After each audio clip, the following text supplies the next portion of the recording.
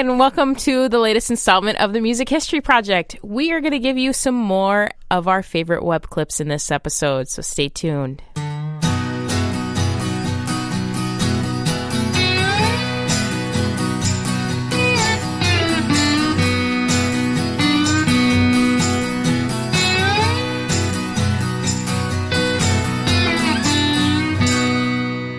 Welcome to the Music History Project. We're your hosts. I'm Elizabeth Dale.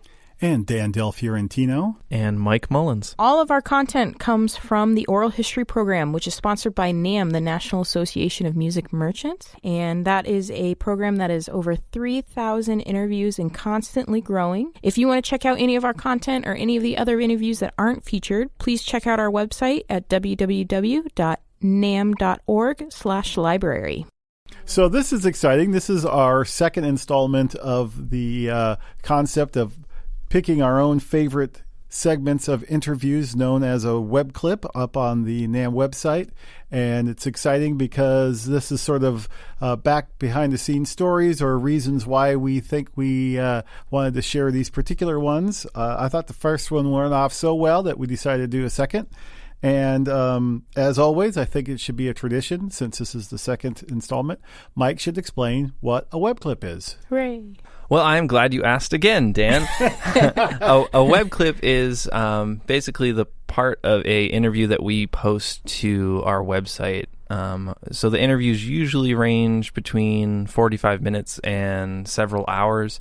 So since we can't post every full interview, we like to take a short snippet of them, and we like to not make it a summary of the interview. We try to find a cool story or some insight to a specific event, and we highlight that, and we call it a web clip. Well done. Thank you. I like your use of the word snippet. Snippet. Yes. I enjoyed that thoroughly. So it sounds like I get to lead off today, and my favorite web clip for this episode is from Laura Whitmore, who was interviewed Winter Show? Summer Show. Last year. Oh, it's 2017. Mm-hmm. Oh, feels like a lifetime ago. And Laura heads the Women's International Music Network, which is responsible for bringing you events like the She-Rock Awards, which happen at the Winter Show in Anaheim, which is a really cool event highlighting just women in the music products industry and their contributions. And she's a real champion for women in the industry, which I just think is very commendable. And I think, like many women, the goal is to not have to set ourselves apart in the industry one day. But for now, we're going to do everything we can to make sure that, we get the recognition that we deserve. And Laura's a huge champion of that. So we really appreciate her contributions, not only for the Oral History Project, but also for her contributions to the programs of the shows and her other efforts. So, without further ado, here is Laura's web clip. The first event that we did for the Women's International Music Network was a multi-day workshop event that we did in upstate New York called the Women's Music Summit. And we brought in a bunch of, performers, big-name artists, actually, to do workshops. And women came and stayed at this resort for 3 days and lived together, made music together, performed, learned, and it was an incredible event, really complicated for the first event. But, as a producer, I was like, okay, I know what the next thing is that's going to happen. I'm going to do this. And at the end of the event, the women were so moved by it and so inspired that it really surprised me. I didn't realize how powerful that was to bring these women together.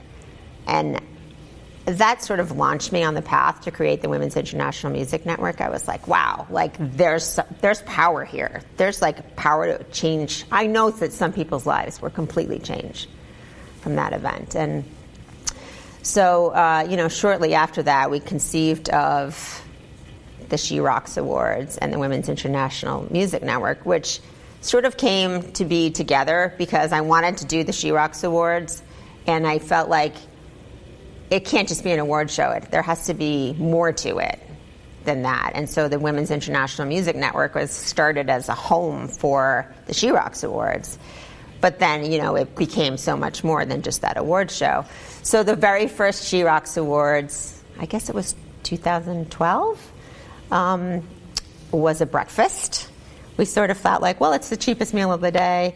There's not a ton of breakfasts at NAMM. We won't have a lot of competition. It's a way to get started. And we were very fortunate to have sponsors come on board and help us cover the costs for it so that we were able to offer it for free. And, it was a lot of planning, but it was a really inspiring event. The room was full, and that sort of kicked us off. And then the next year we did a breakfast again, and we knew we had outgrown the room that we were in. And the third year in, NAMM came to us and said, hey, we love what you're doing with the She Rocks Awards. Do you want to do it in our ballroom on Friday night? And I was like, wow. Here we are in a room that holds 250 people, and here's NAMM's ballroom that holds 850 people. That's terrifying. What does that mean, production cost-wise and everything? It meant that the production cost went up 5 times as much as we were paying to do it as the breakfast. So it was really scary to jump from that breakfast event to the evening ballroom event, but I kind of felt like, well, sometimes these opportunities come along and you have to go for it. You have to take a leap of faith. So we did. We sort of rose to the occasion, and I was very fortunate to have a friend that works at a record label who was sort of my therapist. He was on the phone with me every day saying, you should do this, and you should do this, and I can get you that artist. And he got me like the Bangles and, some other people to become involved with it. And we really hit it out of the park that year. It was a fabulous event. We filled the room, and we had, this amazing production, an amazing, like Grammys level production almost. And that sort of inspired me. It's made me realize, like, you don't know what you're capable of until you're challenged. And that, maybe you need to set your sights a little higher because you can rise to that. And so we've had that kind of event ever since then. And we've had some wonderful artists and women behind the scenes that have come on board, that are inspired by it, that we have all kinds of volunteers help us run it. For a huge event like that, I think we're very frugal in the way we do it, because we don't pay anybody to perform. People donate their time to help us make it happen, and there's expenses involved, but you'd be like shocked at how we make that event come together. And it's a lot of time for myself and for my staff. I now have a director that I brought on board this year. Thank goodness. And a bunch of support staff, too, that are freelancers that, write articles for us or post news or do our social media. So we have a team now. And that really helps me because doing it alone is hard. But it is inspiring to me when other women come to me and say, this has meant something to me, and I really appreciate what you do, and it helps keep me going because it's a lot of energy. I just think the event and the growth of it and everything is just phenomenal, and her dedication, clearly to detail, just wonderful. Yeah. So if you're ever at the NAMM show, the winter show, and you have some time, it's definitely a top billeted event. You should try and get out there to the She Rocks. So thank you to Laura for always crafting that exceptional event, and for her continued support of NAMM and for women in the music industry and music products industry. All right, I think it's time for Dan's pick. Well, I would like to choose a segment, a web clip from our interview with Tony Acosta, who is the founder of Luthier Strings in New York City. I'm not going to say much more than that because he tells a story about how the company came about, and I absolutely love just the message of this clip about following your passion and not listening to those people who are naysayers and don't believe in you. If you believe in you and you believe in your dream, then that's what you need to do. And there's a couple of great lines from here that I think we're going to be using after you guys hear this clip. Here is Tony Acosta. You have to enjoy what you do. I remember the last 5 years when I was with Lufthansa and I was running to my business and running to this. And I had a future with Lufthansa. I could have retired. When I told my friends, my colleagues, I'm quitting Lufthansa. You're going to start your own business. I said, you crazy, Tony, at this stage? That was in 1982. But I quit Lufthansa only until 1990, you know? And then I find a space in Manhattan. I found a couple of, I have about 3 spaces. So I spoke to my accountant, and he says, if you take that space, you went bankruptcy. And he wanted me to take another one, but I love that space. I took it. And he said, he gave me 3 months. 3 months. In 3 months, you went bankruptcy. So I said, well, I'm going to take it. I took the space, and in 3 months later, I fired him. Yeah, I tell you, I was so, because you respect your accountant, right? And you trust your accountant, and all of a sudden you have no other advisor. But I think you have to follow your intuition. What a great line. And in 3 months, I fired him. Oh, man. Well, that's exactly it. You have to have people surrounding you that support you, and it's a big jump. And for him, he risked, a pension and a future working with the airlines, but decided he was going to follow his dream in the music industry and make these high-end strings, which he continues to do today. That's just a great, very inspirational story. Just following your intuition. Hopefully you have good intuition if you're going to follow it. But good on Tony, and good message for him. Great job on that one. I love that one. Yeah. So who are you guys picking? Which one do you want to do next? It's like a secret. I don't even know who they are. There's the one was the one you traveled for, and then the one I traveled for. I say your travel first. Okay. Oh, okay. So we're going to jump to another one. It was one of my first, I think my only true trip with Dan. We went out to Chicago and the surrounding area to grab this interview. He worked on it for a very long time. Yes. But once we connected with our pal Rick Nielsen of Cheap Trick, it's turned into a really good relationship for Dan. Sure has. So Dan and I trucked out to Rockford, Illinois to grab this interview and this little clip from Rick. I moved from Chicago suburbs to Rockford in 1956, and my dad bought a music store in Rockford. It was a music store that the family that owned it wanted to get out of the business, and my father's brother lived in Rockford, and he was one of the first guys involved with music. And he owned a hi-fi store in Rockford. I don't even know what the name of it was. But he also helped in the development of music.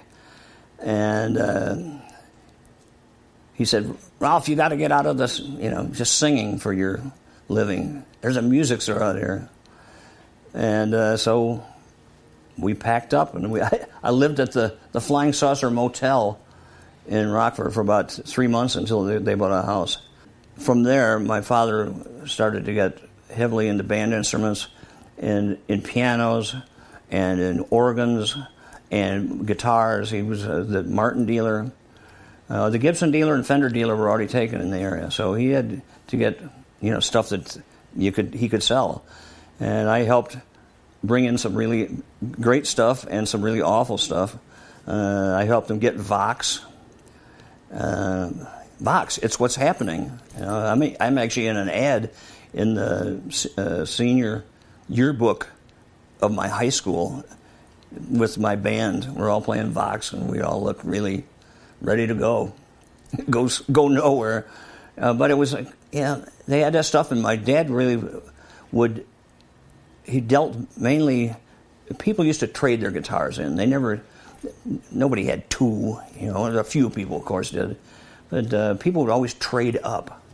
And so I even found guitars at car dealerships, not just in Rockford area, but this guy's buying an Edsel, but he's got a Les Paul. He wants to trade it for down payment.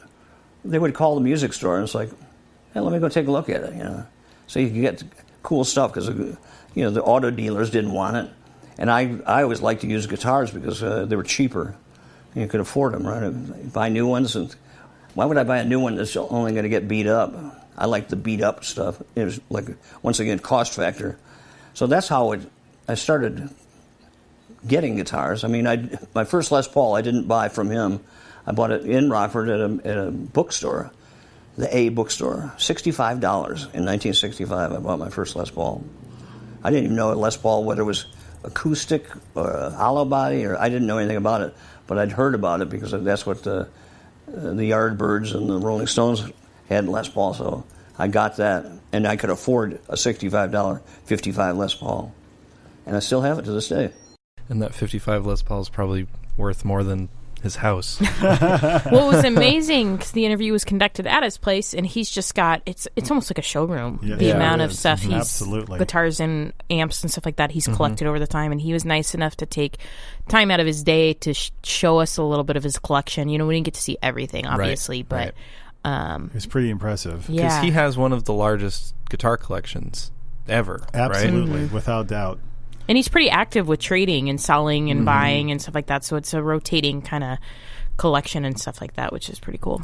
And it's also neat. It's sort of, when we were thinking about documenting the music industry in the early days of the oral history program, I remember thinking, oh, there's some quintessential stories that we really want to get.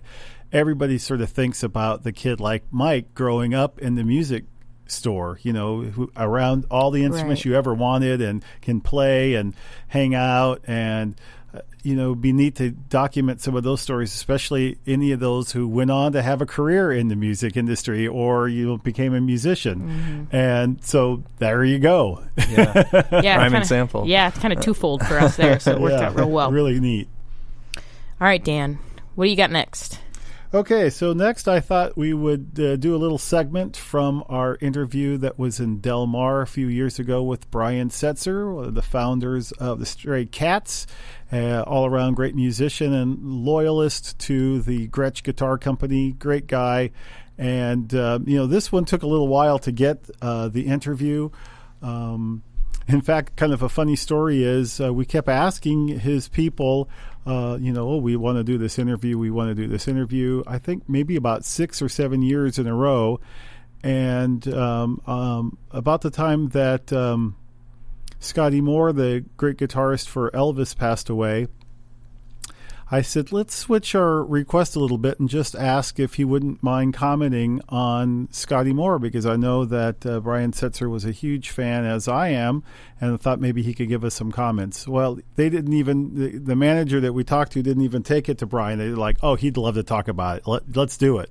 Let's set it up behind, in the green room before a concert in Del Mar, and we'll make it happen just based on that concept. So we talked about Scotty, of course, and I just remember he said something along the lines of, first time I heard Scotty, he just drugged me around the room, with that sound, listening to him on the record.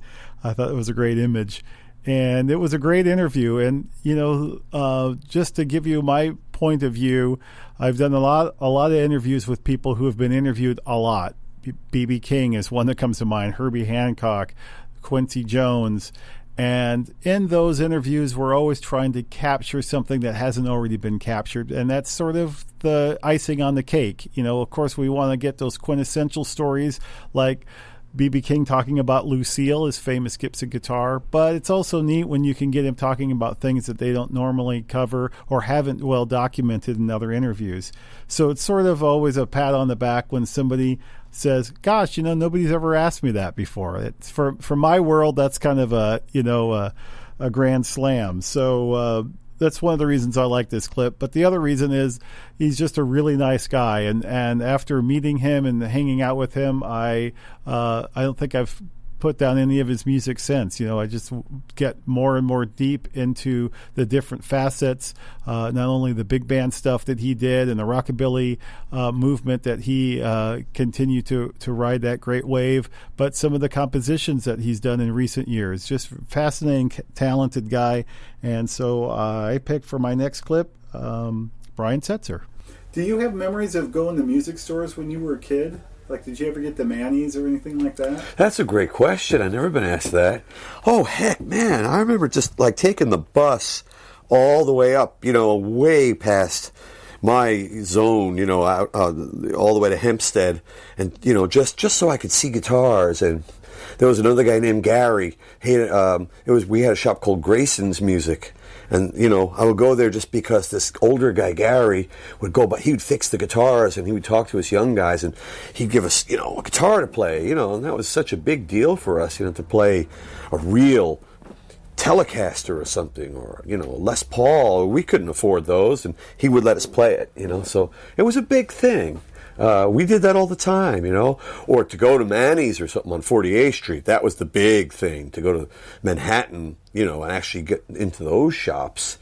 That was a little less personal because there was real, it was a real music store with guys coming in and out buying stuff. But yeah, that was a big deal to actually do all of that. That was a great memory. That's cool. Yeah, thanks for bringing that up. Yeah. I remember Manny's with all the pictures, right? Yeah. Everybody else who's been in there. They had a picture of Buddy Holly, autographed with a Strat. I remember seeing that going, even then thinking it was special. Wow, look at this, Buddy Holly bought a Strat here. I think it was the one that he really used, the 58, I think it was. I think he got it at Manny's. It's incredible. Yeah. Great clip. That's great. And Grayson's Music coming up again. I know, second time. Just one of those stores. Very cool. So where are we going next? Whose favorite clip is next? The next one's Mike's, so he's got to introduce it. Okay, Oh. so this one's an all-time favorite. And so me and Dan took a trip to the Boston area in 2017, last year, to capture some interviews. And I'm originally from the Boston area, so it was kind of like going back home, which was nice. I needed help. Yeah. I was getting lost. Dan was getting the wrong lost. way on the street. And one of our interviews was with a music publisher, Tony Santorella. And the reason why this interview is one of my favorites is just because of how animated Tony is. He's one of my favorite people ever now, just from that interview. It's like a cartoon, isn't he? Yeah, he Passionate really is an understatement. Yeah, and it was one of those interviews too where when I was editing a web clip for him, it was like I couldn't. It was so hard to choose. There were so many different parts that I could pick from, and his stories would be very long and very detailed. So that was another problem with trying to pick out a web clip. But I think I captured the spirit of Tony in what we did end up using for his web clip. And even without video, you can really see what kind of guy he is. So let's hear from Tony. Charlie says, go get that kid. And so I came upstairs. Yeah, what can I have, Mr. Hanson? How you doing? Good, good. He goes, come here. Look out that window. So we were on the third floor, and we looked down the garage. You see that van down there? I said, yeah. He goes, I want you to fill it up with books and drive to New Orleans. Call me when you get there. Okay. So I go down. I get the van. Now, I don't know the catalog. I didn't even know what John Brimhall was, right? And so I go, I don't know, I grab 5 of these. I've got a lot of jazz stuff because I'd see some David Baker and some Horace Silver, or I'd see something like that. So I grabbed 10 of these, 20 of these, 50 of these, and the carpenter that worked for Hanson was on the presses made some shelving in the van, So it had I was a Hanson handy dandy van man, okay? So it had the picture, had this, the thing on there, the Motorola thing, right? And so he would have me take pictures, and later on have pictures. But what happened was, I said, Ramon, what's he wants me to drive? Yeah, we'll go to New Orleans, and when you get there, just call him. He'll tell you, I'll help you out. I'll translate for you. I said, all right. So I'm driving across Alligator Alley in this van. It's loaded with books, right? And so, stuff's falling off the shelves, and, so I'm driving through 41, I think it was, Tamiami Trail. And so I get to Sarasota when I come out of the swamp, and I said, this thing, man, this is just brutal. So back then we didn't have cell phones. We didn't have computers. All I thought of was I got to unload some of this stuff. I put way too much in it. And I go, I know what I'll do. I'll see if there's any stores in his town, see if there's anybody who knows this stuff. So I went to the phone booth and I ripped out the yellow pages. So I just tore out music stores, right? So I went to the first one. I said, hey, I'm Charlie Hanson? Yeah, we know Charlie. I said, well, he told me to drive this van to New Orleans, but it's loaded with books. Do you trade with him? He says, yeah. all right, well, can you see if you want any of this stuff? I'm sure you wouldn't mind if I sold it.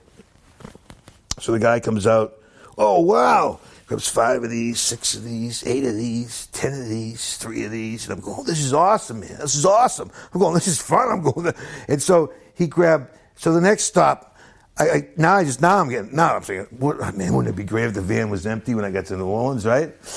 And so I go to the next stop, and the next stop. And then one guy goes, give me 15 of those.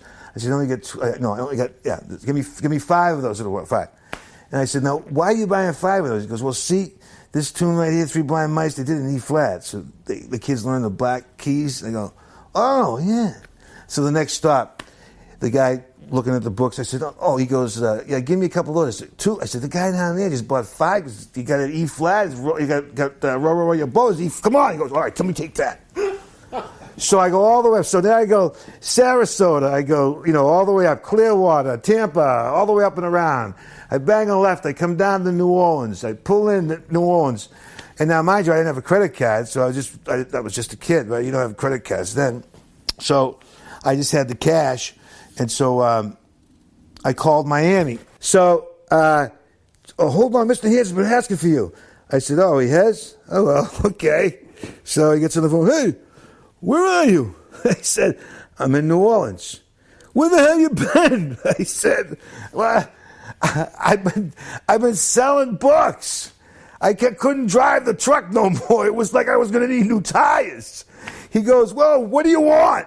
I said, the van's empty. He said, Jesus. So that's what started my business, my life in this business. I just imagine, so Mike is, I don't know if Mike's ever mentioned it, but he's originally from the Boston area, and I imagine Mike's the anomaly, but the rest of Boston is just like Tony. And I want them to be, I so desperately want them to be. I mean, a lot of them are, which is great, and I just love it. It just reminds me of home. Yeah. But yeah, passionate is an understatement. Yeah. And talk about that sales technique. I know. Oh, man. Natural salesman. And that's pretty much how he built his whole business. Absolutely. And it's insane, Amazing. this empire that he's built all by himself. I mean, he started working for Hansen, and that's really how he got his feet wet in the music publishing. But I mean, how many books did he say he put out? Like, it's hundreds. It's amazing. Yeah, very talented. So thanks to Tony. I mean, you make our day more often than you'd probably think over here. So you're an good awesome choice, guy. Mike. That was very, very good. All right, Dan, last one to round out this episode. So I thought I would choose the web clip from Ierto Moreira, who is a percussionist from Brazil. And in 2006, I was able to catch up with him at the Percussive Arts Society's annual meeting called PASIC, which was a great opportunity for us to collect a couple of interviews. In fact, the guy who was right after him was Ed Shaughnessy from The Tonight Show. So it was kind of a nice event for me to hang out with some of my favorite drummers and percussionists. And Ierto tells a great story. I can't do it justice, so we'll let him describe the early years of his passion for music. From time to time, I would sit in the middle of the kitchen and just go, do some stuff and noises and things. And so my mother was very worried, and my father, and she decided actually to write to my grandma that she lived in a bigger place, and so she wrote a letter to my grandmother, and my grandmother wrote it back and said, okay. Here is some money, and she put some money inside of the letter, the envelope.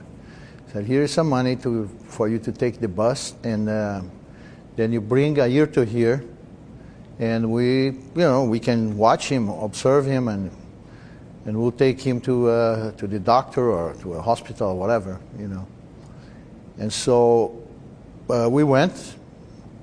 That time they used to send money inside of envelopes, with a letter, which is something we cannot do it anymore, of course.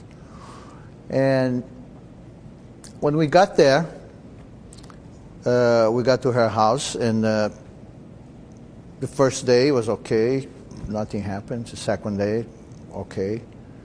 And then one day, just I was sitting in the middle of the living room, and I started going, like this. And my mother, she said, Mom, come, he's doing it again. He's having a seizure, And so my grandma looked at me, and for a little bit, and then she reached for the radio, and she turned the radio off, and I stopped. And she looked to my mom, and she said, "Oh my God, he's going to be a musician! Oh wow!" It was like that. So it was like a curse, Well, that was a good plot twist. I didn't see that coming. Oh my God, he's going to be a musician. No. Not that. That was fun. Oh, that was a good Yeah, one. that's a good one to end on, too. So, great Well, this choice. has been fun. Thank you guys for sharing your favorite web clips. And if people want to watch these, where should they go, Mike? They should go to www.nam.org. That's NAM, NAMM.org/library. And all of our videos are there. Awesome. Yeah, and thanks for listening, and thanks to everybody who's contributed on the NAM Oral History collection. We really appreciate you guys taking time to sit with Dan and contribute. It's been great. And we'll see you in 2 weeks. Thank you. Bye-bye. Bye. Bye.